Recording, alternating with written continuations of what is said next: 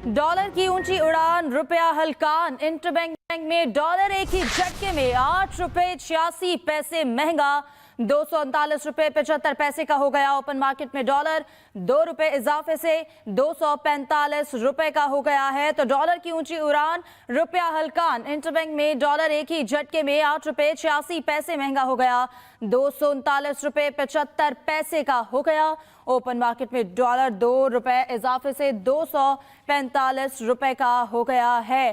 तो डॉलर की ऊंची उड़ान जारी है। इंटरबैंक में डॉलर एक ही झटके में 8 रुपए 86 पैसे महंगा हो गया और कीमत 239 रुपए हो गई है। और ओपन मार्केट में डॉलर 2 रुपए इजाफे से 245 रुपए हो गई है। तो डॉलर की ऊंची उड़ान जारी है और रुपया हलकान हो चुका है। इंटरबैंक में डॉलर एक ही झटके में 8 रुपए 86 पैसे महंगा, 239 रुपए 75 पैसे का हो गया।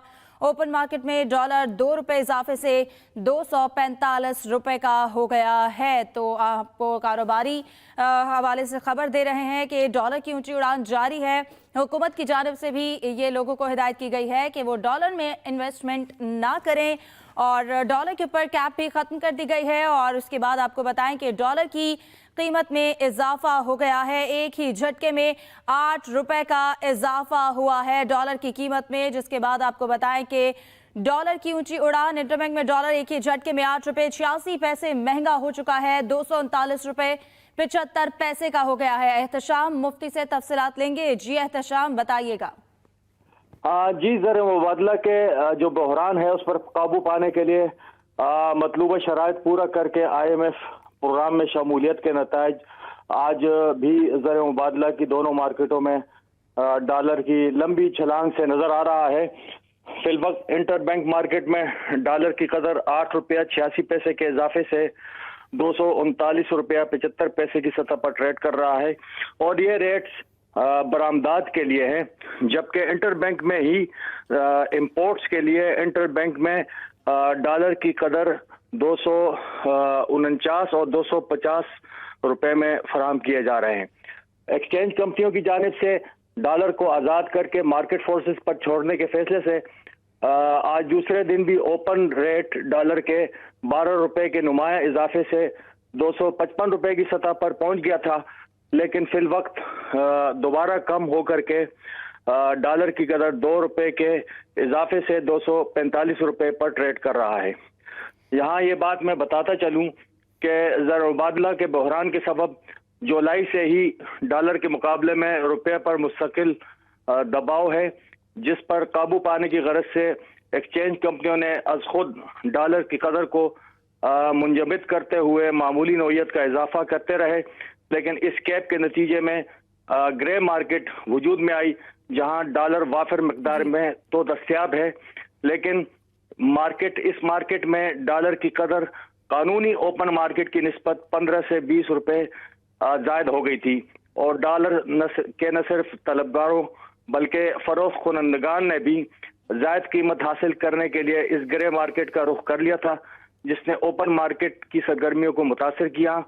जहां डॉलर के तलबगारों की जानिब से डिमांड तो नजर आ रही थी, लेकिन फरोख्त कुनंदगान और ओपन मार्केट का रुख बताइएगा कि आइंदा दिनों में आप क्या तवक्को कर रहे हैं कि डॉलर की कीमत कहां तक जा सकती है, कितना इजाफा हो सकता है?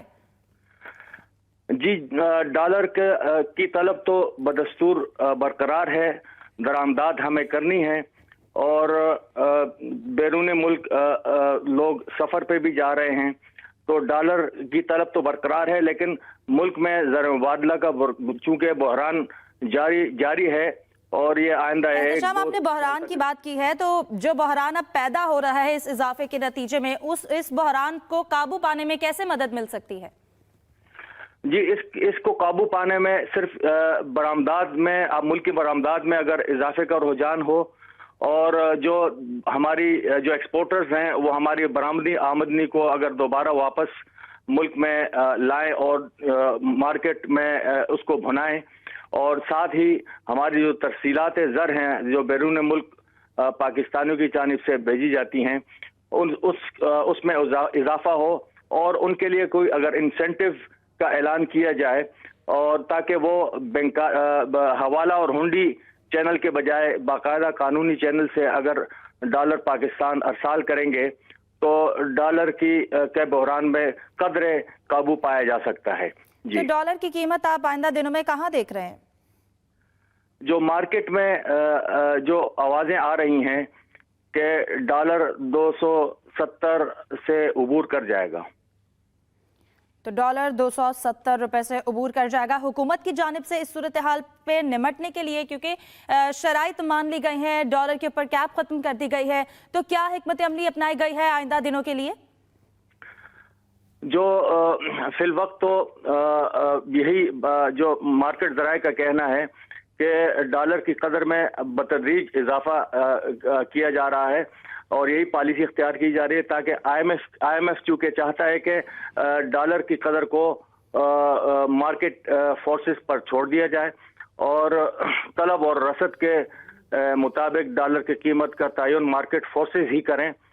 लिहाजा अगर यही सिलसिला रहा तो तभी हम पाकिस्तान IMF के कर्ज प्रोग्राम में शामिल हो सकता है और कर्ज प्रोग्राम के बाद जो IMF का जायजा मिशन पाकिस्तान का दौरा करेगा और उसके दौरा करने के नतीजे में गालिब इम्कान है कि जल्द ही पाकिस्तान IMF प्रोग्राम में शामिल हो और पाकिस्तान को कर्जे की किस्त हासिल हो सके और डॉलर की कदर में कदरे ठहराव पैदा हो सके।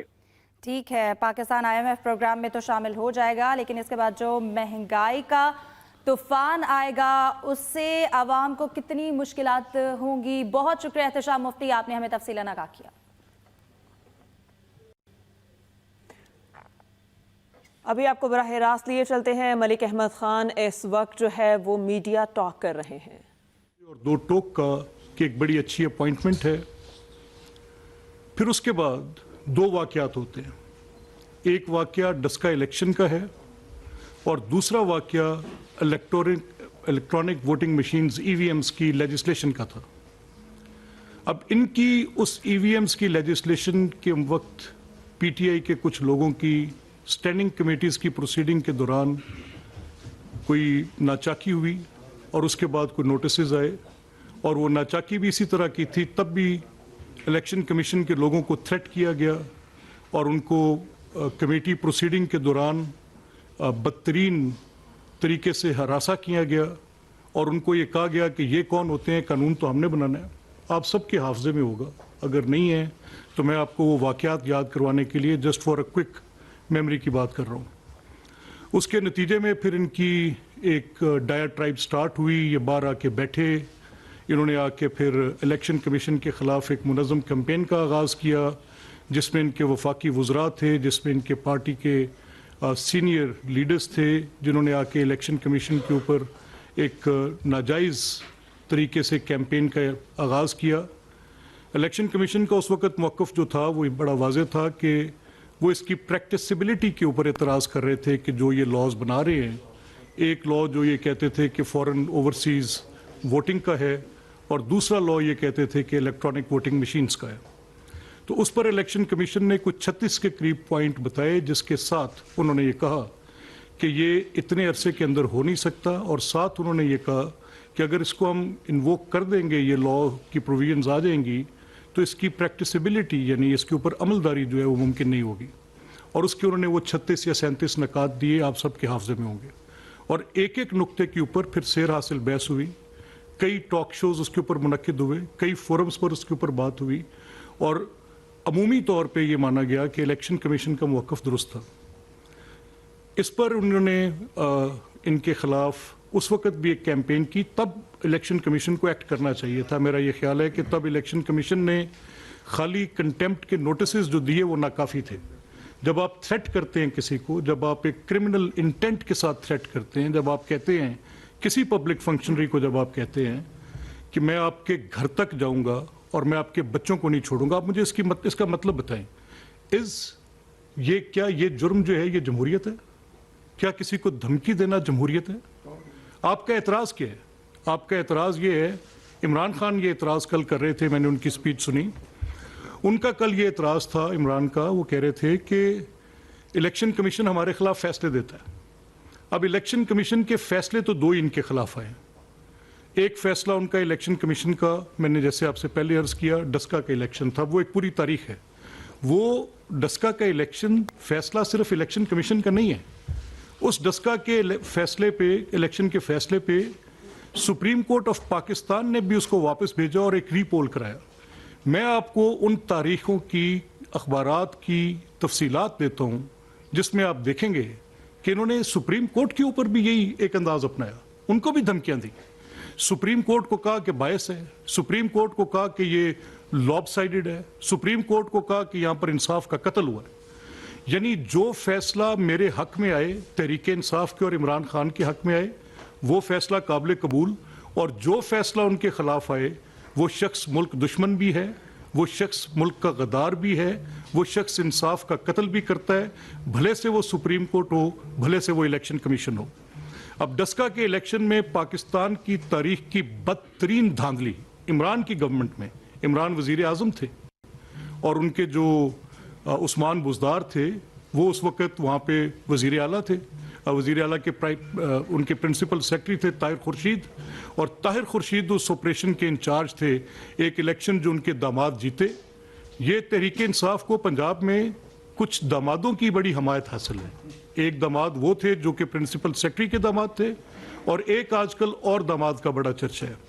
मैं तो बड़ी कैंडिड बात करने वाला आदमी हूँ, जो मेरे पास आया मैं आपके सामने बड़ा फ्रैंकली रख दूंगा, और जो मैं ऑनेस्टली समझता हूँ वो दुरुस्त है, वो मैं आपके सामने बात करते हुए हिचकिचाऊंगा नहीं कि किसी कॉन्सिक्वेंस की मुझे उसकी फिक्र होगी। एक बात यह है बड़ी वाजे कि तब जो वो दामाद थे जिनका इलेक्शन सियालकोट में एक बाई इलेक्शन था, तब इलेक्शन के दौरान इमरान खान साहब, उस इलेक्शन के दौरान अरबों रुपए के वहां पर फंड्स दिए गए, अरबों रुपए लोगों से इकट्ठे करके वहां पर तकसीम किए गए। वो इलेक्शन जो वहां पर जीता, वो टेलॉन फैक्ट्री वाले जो आपके ताहिर खुर्शीद साहब के, बुज़दार साहब के सेक्रेटरी के जो दामाद थे, उन्होंने वहां पर पूरी गवर्नमेंट मशीनरी का बेदरेग इस्तेमाल किया। हम एविडेंसेस देते रहे। हमारा शिकवा था इलेक्शन कमीशन से कि उस इलेक्शन के ऊपर कोई कदगन लगाई जाए, इस अखराजात, हुकूमती अखराजात को देखा जाए कि हुकूमत किस तरह वहाँ पर डेवलपमेंट स्कीम्स करा रही हैं। बट हम तो इलेक्शन कमीशन के ऊपर नहीं चढ़े। We lost that election. Eventually आपकी वो चमक, वो पूरा उस्मान बुज़दार साहब और उनके प्राइवेट सेक्रेटरी के दामाद होने की जो वहाँ पर उन दामाद को प्रिविलेज हासिल थी of being a son in law, तो उसके वो जो फ़ायदे उनको हासिल हुए, तो हमारा एतराज़ था। हम ये बात बार बार इलेक्शन कमीशन के पास लेकर जाते थे, लेकिन इलेक्शन कमीशन के खिलाफ हमने कोई किसी किस्म की कैंपेन इनिशिएट नहीं की। हमने उनकी उस आईनी हैसियत को, उनकी उस अदालती हैसियत को, अपनी भेजी गई दरख्वास्तों पर जारी किए गए नोटिसेस और उन पर किए गए फैसलों पर सरतर्म किया। ये एक जमहूरी रवायत है।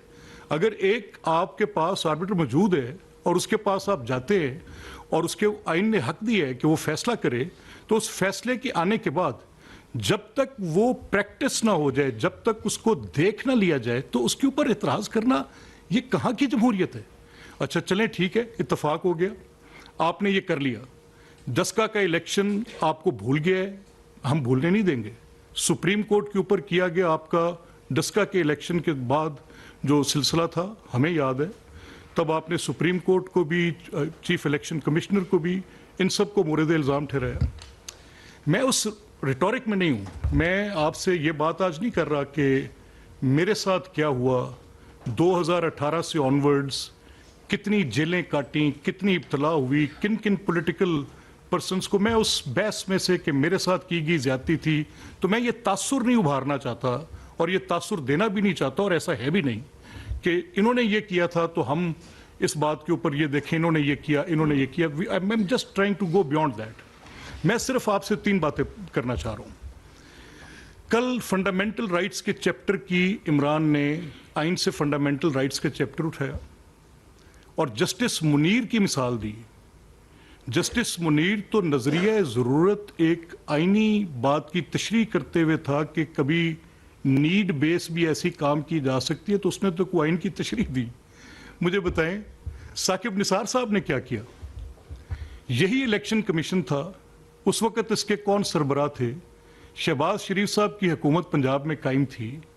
आखिरी 6 माह में, यानी उनको दिसंबर में रोक दिया गया कि किसी किस्म के कोई फंड्स कंसोलिडेट वो नहीं कर सकते, और ये हुक्म केपी के लिए तो नहीं था। इतना बायस इलेक्शन कमीशन आपके पास था। हमने कौन सा हमला किया सुप्रीम इलेक्शन कमीशन के पास? मेरे सारे तरक्याती काम रुक गए थे, मेरा हल्का खंडर बना हुआ था, 8 लाख लोग एक अजियत में मुब्तला थे, सड़कें खुदी हुई थी, काम रुक गया था। हम चीखते चलाते गए, दरखास्तें दी, हम सुप्रीम कोर्ट में चले गए।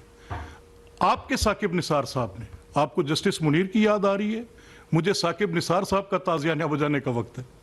वो तो बहुत पुरानी बात है, मेरा ख्याल है आपकी भी शायद पैदाइश से पहले की बात होगी, लेकिन साकिब निसार साहब की कोर्ट तो आपके पास थी। तो क्या हुआ?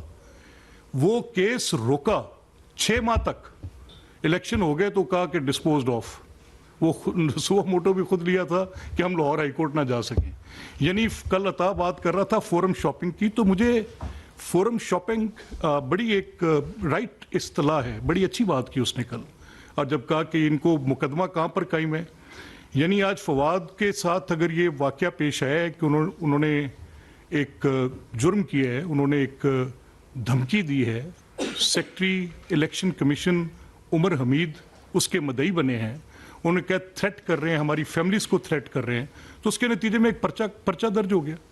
पर्चा दर्ज करने के बाद पुलिस उनको अरेस्ट करने चली गई, मौका दे देती, बुला लेती, बात कर लेती, एक डिफरेंट बात थी, लेकिन पुलिस अरेस्ट करने चली गई।